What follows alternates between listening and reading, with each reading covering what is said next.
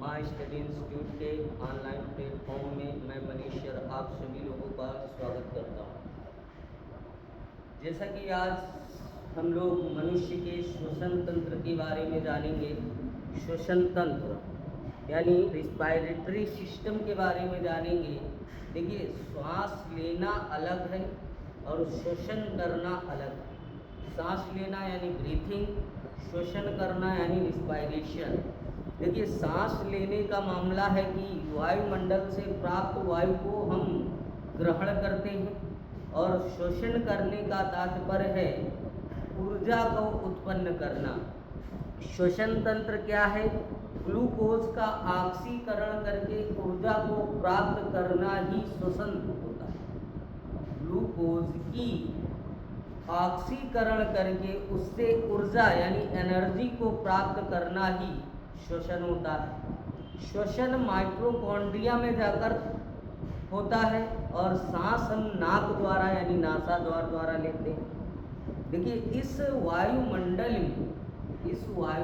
में सभी प्रकार की गैसें उपस्थित हैं। जैसे तुम्हारा nitrogen, ammonia, hydrogen, oxygen, carbon dioxide, सभी गैसें इस वायुमंडल में उपस्थित है।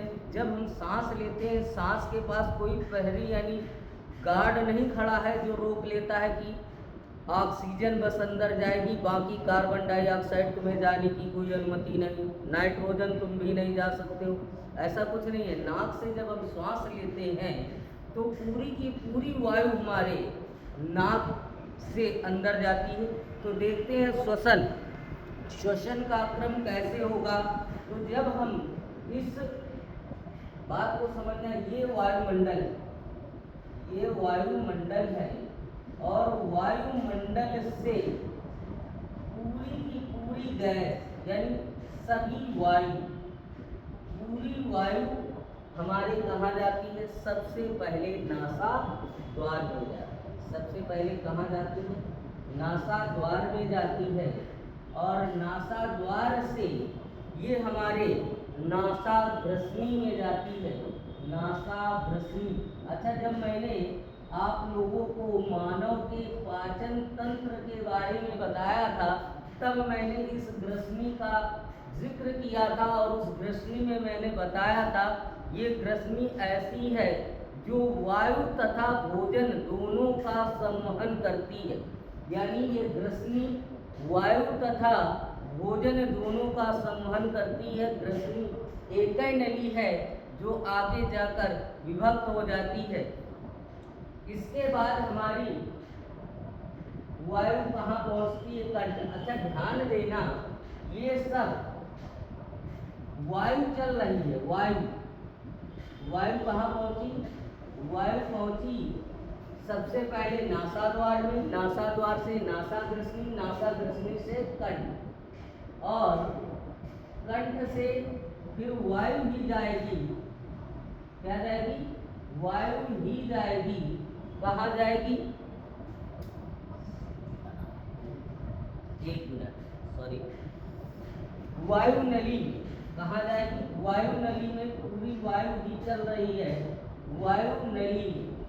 वायु नली के बाद ये हमारे श्वसनी में जाएगी। कहाँ जाएगी? श्वसनी में। और श्वसनी से हमारे फेफड़े में जाएगी और फेफड़ा के वायु कोष्ठ में जाएगी। वायु कोष्ठ में जाएगी।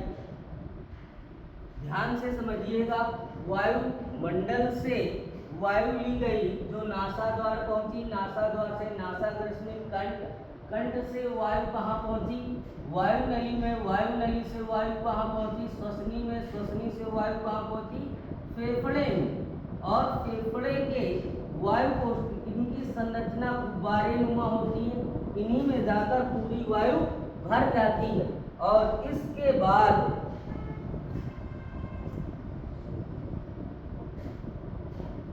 ज्यादा हो गई है तो बढ़ रही है सॉरी। वायु कोष्ठ से अब ब्लड में, बात को समझना, वायु कोष्ठ से ब्लड में यानी हृदय केवल O2 जाएगी, यानी ऑक्सीजन गैस जाएगी, केवल ऑक्सीजन गैस जाएगी। कहाँ पर? ब्लड में। और कोशिकाओं के माध्यम से ये कहाँ पहुंच जाएगी? माइटोकॉन्ड्रिया में। माइटोकॉन्ड्रिया में पहुंच जाएगी और माइटोकॉन्ड्रिया में ही ये एनर्जी के रूप में सुरक्षित हो जाएगी। माइटोकॉन्ड्रिया में ही ये एनर्जी के रूप में सुरक्षित हो जाएगी। इसीलिए माइटोकॉन्ड्रिया को पावर हाउस कहते हैं। क्या कहते हैं? पावर हाउस कहते हैं। माइटोकॉन्ड्रिया में कितनी एनर्जी बनेगी? 36 एटीपी एनर्जी बनेगी। ये इंक ने परेशान कर दिया हमें, ज़्यादा पड़ गई तो बह रही है। चलिए आगे देखते हैं। तो मैंने क्या बताया आपको? बात को समझना है। और मैंने आपको ये बताया कि 36 एटीपी एनर्जी बनती है, यहीं पर ग्लूकोज और ऑक्सीजन का निर्माण होता है। अच्छा, ब्लड में केवल O2 ही क्यों जाती है? तो ये जानते हैं। देखिए O2 ब्लड में आप लोग जानते हैं हीमोग्लोबिन होता है। हीमोग्लोबिन होता है, हीमोग्लोबिन जिसमें फेरस पाया जाता है। और फेरस के बाह्यतम भाग में 2 इलेक्ट्रॉन होते हैं और ऑक्सीजन के बाह्यतम भाग में 6 इलेक्ट्रॉन, क्योंकि इसका परमाणु क्रमांक 8 होता है। 2 और 6 इलेक्ट्रॉनिक विन्यास बनते हैं।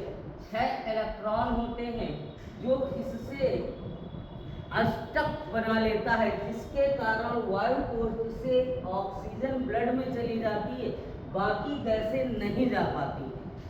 इस प्रकार वायु कोश से केवल ऑक्सीजन हमारे ब्लड में चली जाती है। तो मानव के श्वसन तंत्र में क्या हुआ? सबसे पहले वायु नासा द्वार में गई, नासा द्वार से नासा ग्रसनी में, ग्रसनी से कंठ में, कंठ से वायु नली, वायु नली से श्वसनी, श्वसनी से फेफड़ा, फेफड़े से वायु कोष्ठ, वायु कोष्ठ से केवल ऑक्सीजन ब्लड में गई। और ब्लड से कहाँ पहुंच गई ऑक्सीजन? माइटोकॉन्ड्रिया में। और माइटोकॉन्ड्रिया में क्या बन गई? एनर्जी। यहीं पर क्या बनी? एनर्जी यानी ऊर्जा। और इसे ही श्वसन कहते हैं। ये एनर्जी बनाना ही श्वसन है। अच्छा, कभी हम लोग भागने लगते हैं तो जब बहुत तेज तेज दौड़ते हैं तो कुछ दूर दौड़ने के बाद हम हाँफने लगते हैं। हाँफने लगने का मतलब श्वसन क्रिया तेजी होने लगती। हम ब्रीथिंग तेज करने लगते हैं, श्वसन ऑटोमेटिक तेज हो जाता है। और एक समय ऐसे आता है हम अपना बंद हो कर देते हैं। यानी जब तेजी तेजी सांस लेते हैं तो ये सारी प्रक्रिया तेजी से होती है और यहाँ पर एनर्जी माइटोकॉन्ड्रिया में तेजी से एनर्जी बनने लगती है। और जैसे एनर्जी बन जाती है हम अपना बंद कर देते हैं। तो श्वसन तंत्र के बारे में सबसे पहले हम जान लेते हैं नासा द्वार। सभी लोग नासा द्वार के बारे में जानते हैं, सब लोग जानते हैं नासा द्वार के बारे में। ये 2 छिद्र हैं, इन्हीं से वायु को अंदर लेना नासा द्वार हो गया। अच्छा, हम कंठ सब लोग जानते हैं। ये कंठ के बारे में एक विशेष बात आपको बता दूं मैं। कंठ ये हमारे आवाज को निर्धारित करता है। अच्छा, आप लोगों ने देखा होगा महिलाओं की आवाज महीन और पुरुषों की आवाज भारी होती है, उसका कारण कंठ होता है। लेकिन किसी महिला की आवाज महिषासुर यानी भारी होती है और किसी पुरुष की आवाज भी कैटरीना कैफ जैसी यानी महीन होती है। तो उसका कारण क्या होता है?